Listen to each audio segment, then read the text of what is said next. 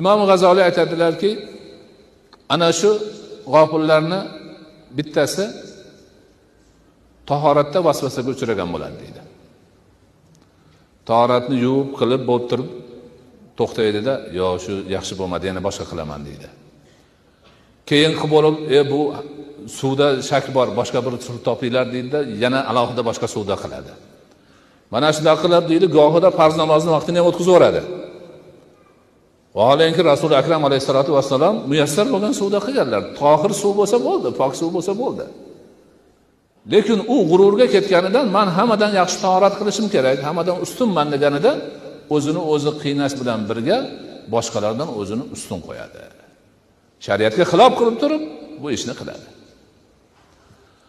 Agar o'sha g'ururga ketgan deydilar Imom G'azoliy, muazzin bo'lsa, dunyoda mendan ko'ra yaxshi namozni xizmatini qilayotgan yo'q. Agar men azon aytmasam, boshqalarning namozi emas deydi. U masjidda azon aytishni onasini mahrga tushgandek o'ziniki qilib olgan. Mabodo deydilar, biror marta kech qolib namozni vaqti o'tib kelayotgan bo'lsa, boshqa bir odamga azon ayttirilsa, o'shini g'irt dushmaniga aylanadi. Otasidan qolgan merosni tortib olgan odamni qandoq dushman ko'rsa, uni ham shunday dushman ko'radi deydilar. Mana shu bundan 600-700 yil burun ulamolarimiz mana shunaqa narsalarni yozishib qo'yibdi. Men o'zim shularni olib kelib o'qib beray deyotgandim. Yana endi sizlarning vaqtinglarni olmaydi deb tezroq bir qisqaroq qilib gapirib bermoqchiman. Hajga boradi. U ham Imom G'azoliyning gapi. Hajga borishda maqsadi odamlar hajga bordi desin deb boradi. Boshqa gap yo'q.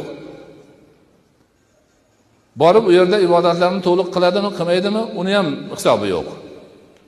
Kelgandan keyin ham shu. Hoj aka demagan bilan mushtashadi, lekin o'zi bu yoqda nima qilsa, avval nima qilsa, shuni qilib yuraveradi. Balonchilar 2 marta bordi, men 6 marta bordim deydi. Ya'ni borgan sonini sanaydi, hojilarni, demak odamlar hoji desin degan gapni oldinga suradi deydi. Bu ham g'urur, bu ham adashish, bu ham noto'g'ri bir gap.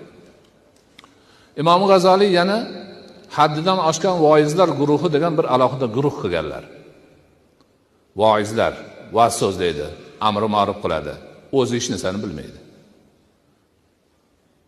Voizlikdan biror soat dars olmagan. Va'z nima, xutba nima, amri ma'ruf nima, umuman hech farqi yo'q.